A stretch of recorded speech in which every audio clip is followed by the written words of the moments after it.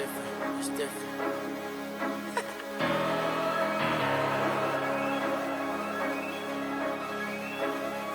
Look, it's different. It's different. I got a different type of. Alrighty, welcome back everyone to Rob's Card Addict, episode 10. Today, we're going to go over a couple different things. We're going to follow up like we did last week and talk about our weekly sales, what we sold this past week. There is one non-sports card item, and I think I talked about it in a few episodes ago that we finally got rid of. So we'll talk about that. We're also going to do our flip, hold, pass. I said trash last time. I don't know. It feels bad to say any of these cards are trash because if we're talking about them, they're probably not trash today. So really talking about what cards we want to flip, what kind of cards we want to hold, and maybe kind of what cards we want to pass with our $100 budget, and sort of in like an investing style. We're also going to talk about PSA or collectors investing in PSA, putting in $200 million. There's a news article out there. We're going to go over that and kind of talk about what that means for grading. We don't do a lot of grading here. We did start off when we did when we started kind of getting back into the hobby. Grading is a fantastic way to make money, fantastic way to flip. The issue is it just takes so long, and the times are getting longer and longer. The price is going up. And if you don't have a good eye for it, it can lose you a lot of money. So right now we're going to take the safe road and continue in our flipping. But we got to keep an eye on the PSA side because there are opportunities there. Even if we don't necessarily do it a lot, there are probably some opportunities that we can pick up there. And then finally, we're going to take a look at a mail day. I mentioned it in the last episode. We spent $850 between Whatnot and a local shop, and picked up some items. And we're going to go over what that got us and see if we can flip some of those. Still not decided how we're going to flip those. I think a lot of it's going to be Best Buy on eBay, or buy it now on eBay. I am thinking about putting some up for auction as well.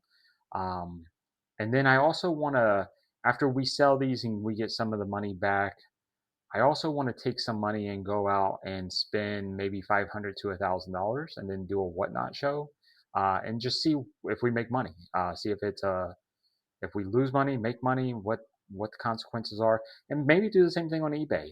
Do some auctions and put everything that we buy up for auction and see if it makes us money, or are we better off just sticking with the buy it now. So uh, this week though we got one big purchase. Well, we got a couple of big purchases. It's not a lot of cards for $850, but we spent that money, and we got one or two big cards that we're going to show off. So let's start with the weekly sales and appreciate you showing up. All right, everyone. So here we are with this week's sales. So for last week, we had $208.43 in sales. That's down 9.7% from the week before. eBay collected $12.33. Our selling costs, including shipping, were $63.78.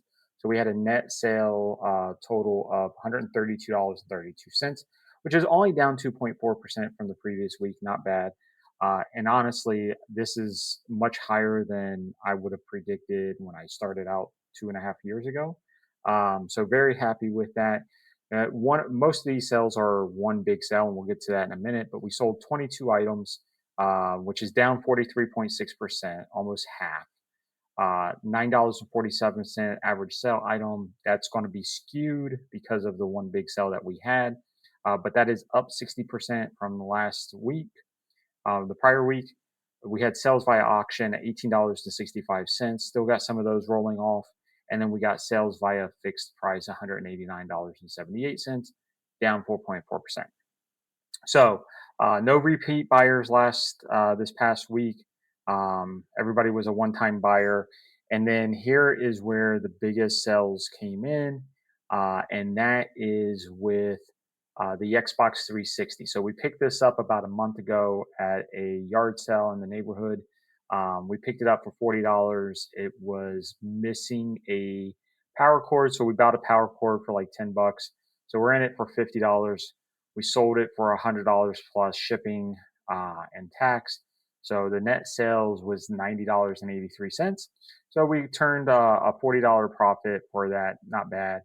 And then the second biggest sale, and probably, well, the only big sports card, but I got a lot of questions about this, a lot of offers this past week. It was a 2023 Bowman's Best Alfredo Duno auto refractor. We got that in a break about a year ago or more. So we held on to that. We're Cincinnati Reds fans, which right before I started recording this video, my Reds are losing to the Guardians. But Alfredo is the number one prospect for the Reds right now.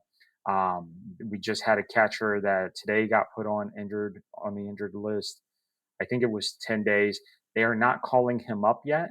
I expect that when they do call him up, he's going to explode in terms of value. So you may want to go out and buy him. He's not a bad buy right now.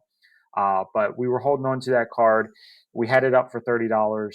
We got a lot of offers and finally ended up selling it. So um, yeah, so really happy with sales this week. Everything else is really, like I said before, it's bread and butter. It's our lower end, $2, $3, $4 cards. So really happy with this week's sales. All right, now we're going to go ahead and take a look at the flip hold pass. This is for just an awareness. This is take two because putting these videos together. I'm still getting used to the technology. My wife was very nice and bought me a little microphone to be able to use. But unfortunately, you got to make sure it's charged the entire time. And when it stops recording, you can't just post a video that has no volume, right? So, all right. So just to recap, I did this last week. It was basketball. It was the greats, Kobe, Michael, Jordan, and LeBron, and having a discussion about what kind of cards we would invest in. That's really the hope and thought process through this little game, kind of, is to figure out if you had a budget of $100, like what cards are you investing in? Why are you investing in them? And just having a discussion about it, right? So first, this week, we're going to take a look at quarterbacks. We have the NFL season coming up here soon. Um, and I want to do a video at some point in terms of like best tips when you're collecting or flipping, things like that. Everybody does it. I want to do my own just to kind of outline what my thought process is. But I think it's really important to know one of the things that I highly recommend. We flip here. So we're taking and trying to get the best value for a card and then turn it and make a profit as quick as possible. That's our goal. It doesn't always work that way, but that's the goal that we have. And doing that as a flipper, you don't really have to worry too much about investments, long term strategy, things like that. And there's still that process in there. You can still do that. We do. But overall, we're just looking to get a car as cheap as we can, a good deal, and then turn it around, either sell it somewhere else or hope that the value goes up for whatever reason, right? So in that process, we don't have to worry about the investment, but there are things that can influence it. And one thing is not to buy cards typically later on in the seasons or when the playoffs are going on. The reason for that is then you are just relying on the ability to flip it and turn the profit. And if there is anything that happens, if the team that the player has gets kicked out or he gets injured or anything like that, that value is going to drop. And typically it's going to drop significantly because the value of the cards are going to be higher because the person's in the playoffs or they're getting ready to make the playoffs, things like that. So I tend to stay away from playoffs situations. I'm not buying basketball right now for the most part. And I am not really looking to. I'm buying baseball. We're not late enough in the season, but like I'm staying away from basketball, staying away from hockey. Don't really buy a whole lot of hockey, anyways. But, anyways, if you keep that, you can then what you want to do is wait until after the season and buy and then try to flip and sell when the season starts coming up. So now is the perfect time to start buying some NFL if you haven't already in preparation for the preseason and then into the start of the season. And we can start seeing some of these values not only because of the hype, but just naturally because of the season starting and things like that, they can go up. Plus the deals that we get. So the first card we have is a 2023 Bowman U Best for Bo Nix. Refractor auto. This is the best of the 23 kind of insert auto. It is SGC 9.5 with the auto 10. And I love this card. Two downsides to it is one, it's not an NFL card. The other part is it's technically it's licensed for college, but like the upside is also that it's graded. So when you're looking at these cards, this is a pretty good value. It's hard to get a quarterback, a starting quarterback's autograph, especially with somebody who has the hype of Bo Nix and some of the other quarterbacks we're going to see with our budget. Like if we were spending $100, we would have to spend significantly more than that just to get an autograph of any decent value. So I think this is a really good start. Bo Nix has a lot of hype. Did really good last year for Denver. So I think there's going to be a lot of hype when the season starts. So this one sold on the 14th, about 3 days ago from when we're taping this, for $91. I definitely would buy it and hold on to it and see what we could do. We'll talk more about it in a few minutes, but definitely a good value. Next, we have this 2025 Phoenix Drake May on card auto. This one is one I picked for to really have a discussion. And that is, again, going back to the quarterbacks that if you're looking at these, their autographs are extremely expensive. And if you're on any type of budget, sometimes you're going to have to make a sacrifice in terms of what kind of cards you're going to get. We saw it with the Bo Nix. It's not his NFL jersey, like it's not his NFL card. It's a college card with his autograph on it. Still a great card. But when you look at some of these, they're just not in your budget and you might have to go other routes. And doing on card autos, in-person autos, if you can get one that you from a buyer that you trust or from a reputable buyer and take a chance, you have a very good chance of getting that authenticated and making value. So I'm sure if we took a Drake May autograph right now, sent it to PSA, got it authenticated, and sent back, that would be a pretty significant value for that card that we buy. Um, Now the issue is finding somebody that you trust. So on this one specifically, this sold last month on April 9th. The buyer has a 73.2% positive rating. This sold for $75. He's got 33 feedbacks. Like I would not be buying this card. I would love to because it probably is a great value if you can get it for $75 and it's actually real and get it authenticated and stick there. But I would not trust this person with a 73.2% positive rating. Like it's just if you're wrong, you're out $75 that you're never going to see again. If you're right, fantastic. But I wouldn't bank on being right on this one. So this one not so great. All right, and the last piece of news that we have today, we're going to talk about PSA before we get to our mail day. But there was an announcement earlier this week that PSA, the parent company of PSA, Collectors, is going to invest $200 million into PSA. That includes an expansion of 1,000 new jobs. I'm assuming most of those are probably going to be graders. Probably not all of them, though. And then they are going to also invest in some technology as part of that $200 million investment. PSA is a hot topic in the collecting market right now. You got a lot of naysayers who bash PSA because their turnaround times are just going up, their prices are going up. You got discussion about collectors buying SGC and Beckett, and then you also have the discussion about the upcharges as well. Um, the truth is that PSA is the cornerstone of grading at this point. Uh, I'm after Beckett. I'm not going to say that nobody's ever going to take PSA's spot. I think PSA knows that, but right now, if you look at it, there's been a lot of concerns and a lot of issues that have been voiced throughout the last couple of years, and people continue to send and submit their cards to PSA. The reason for that is that PSA is the cornerstone, like I mentioned, but also, if you look on the secondary market, there is no other company that gives you the resale value that PSA does. The investment, the money that you put in for a card, that tins is significantly higher than anybody else.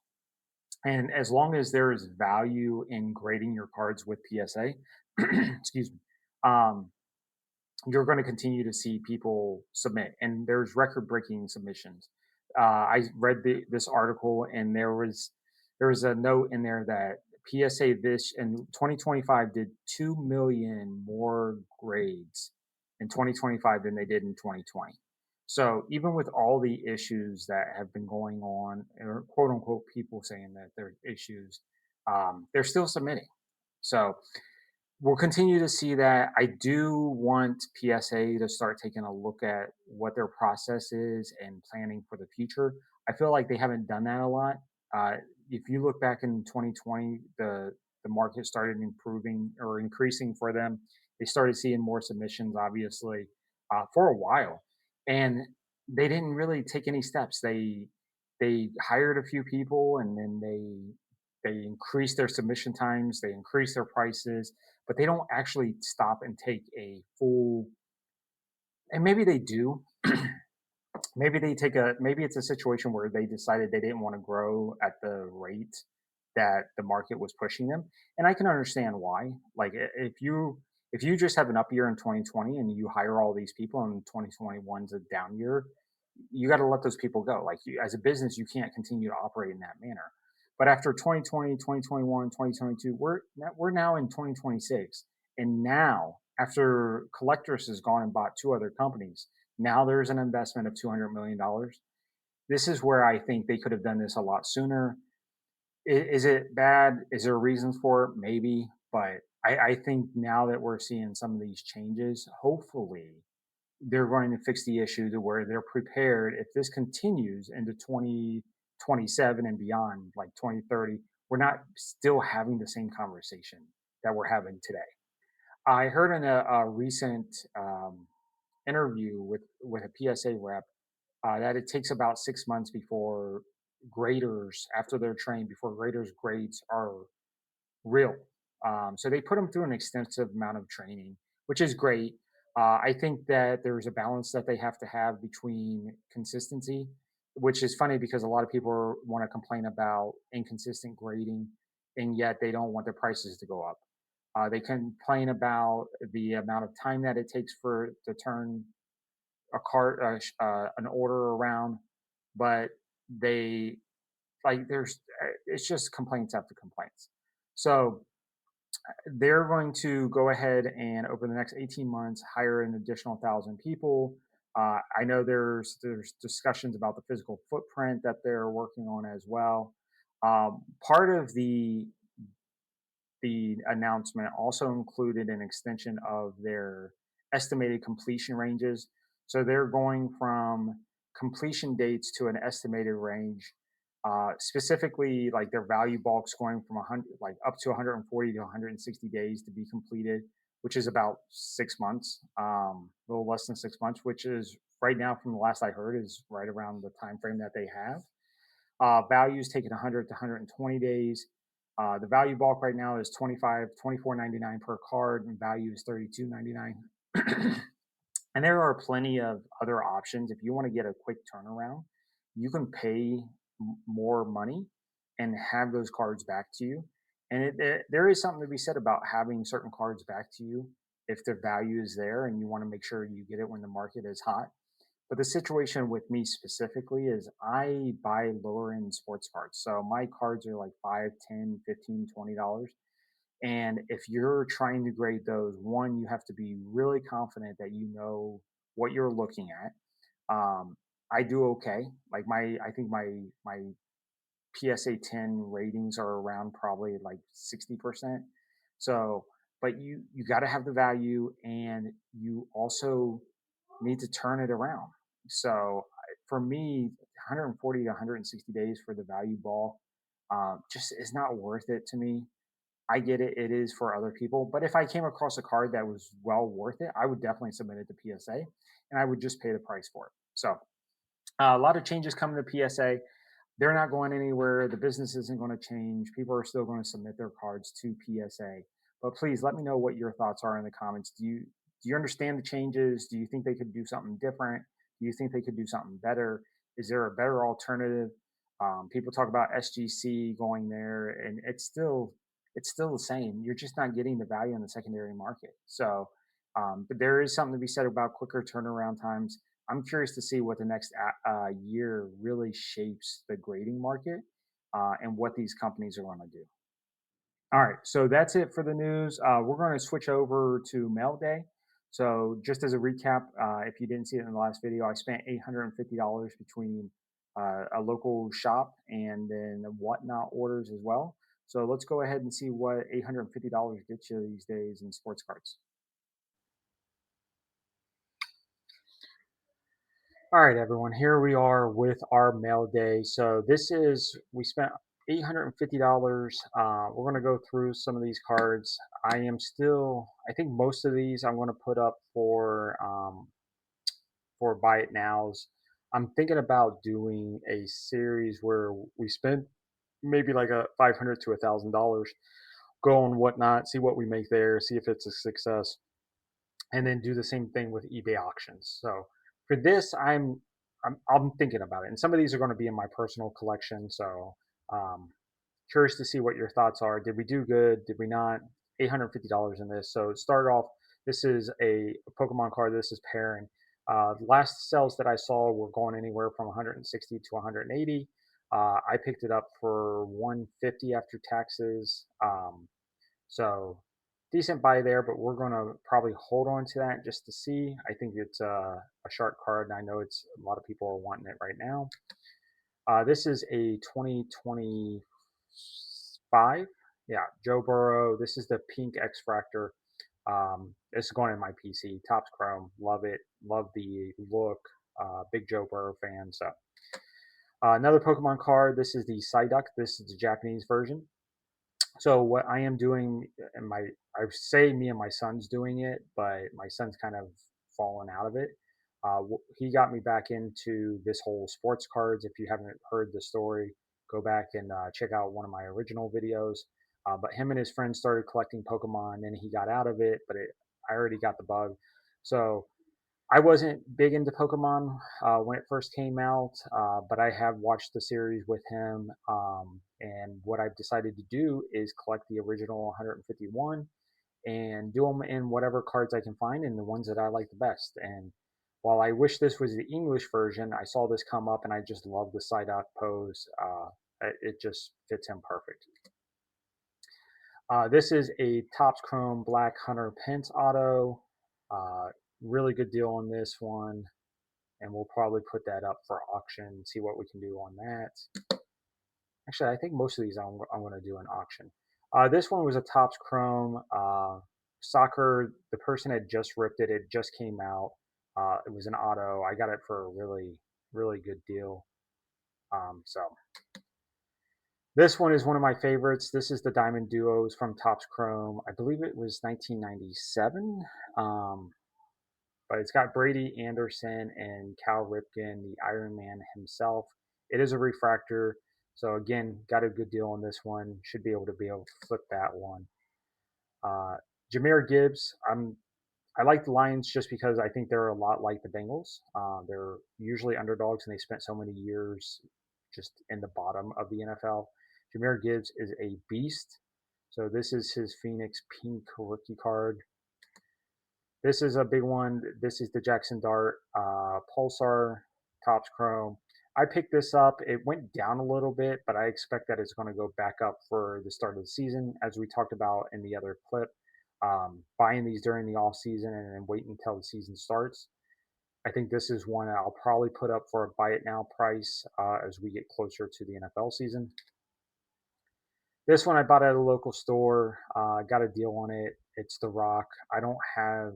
I grew up watching wrestling. My son loves wrestling.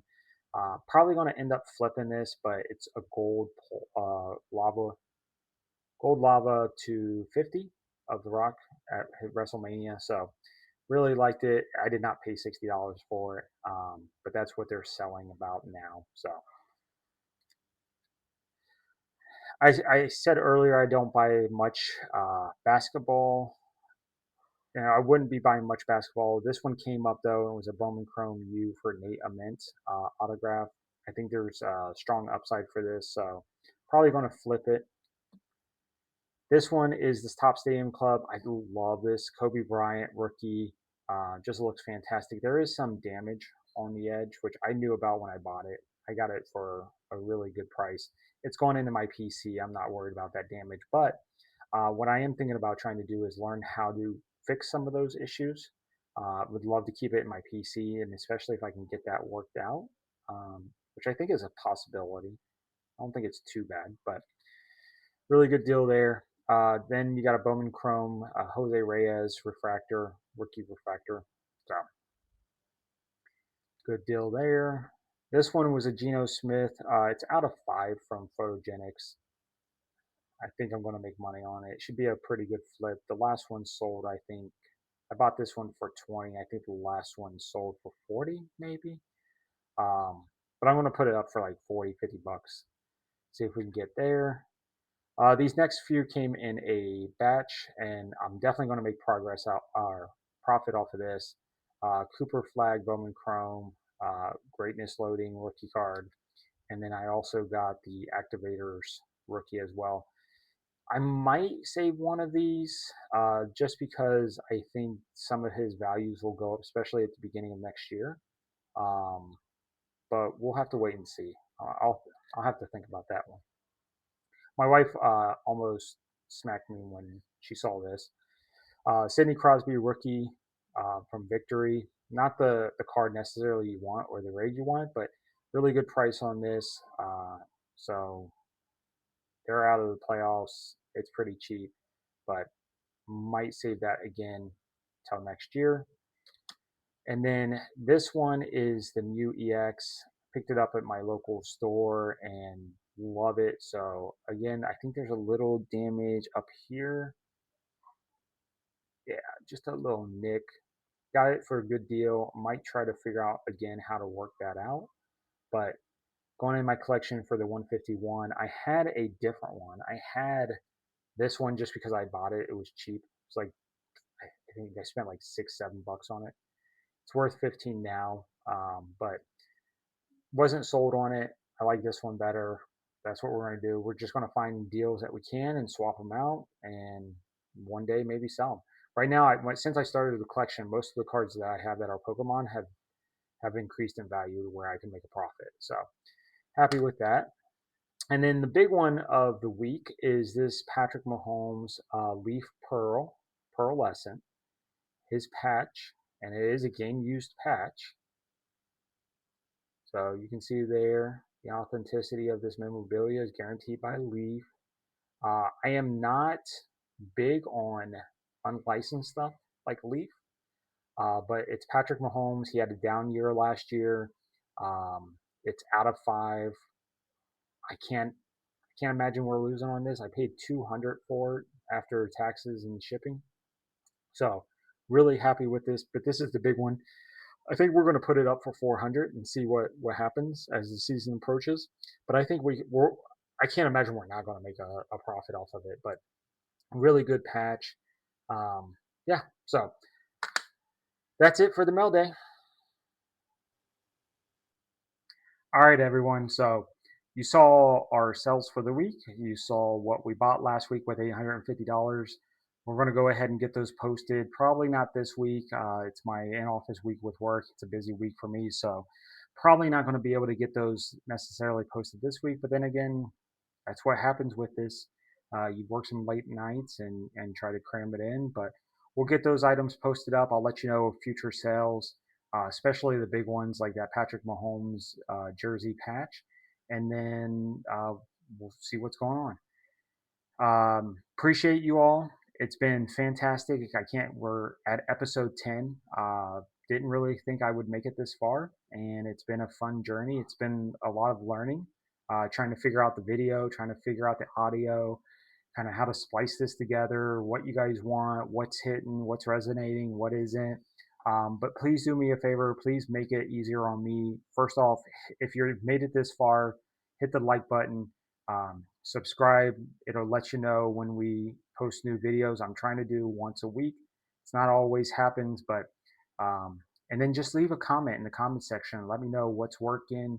What do you want to see? What can we do to make this better? This is really, I want to document my journey. I think it's fantastic for, at least for me. And I know as being somebody who likes to watch the videos, I want to see other people's journeys and the struggles and the successes and things like that. So I appreciate it. If you have any questions, drop them in the comment section. But if not, we'll see you in the next episode. Thanks, everyone.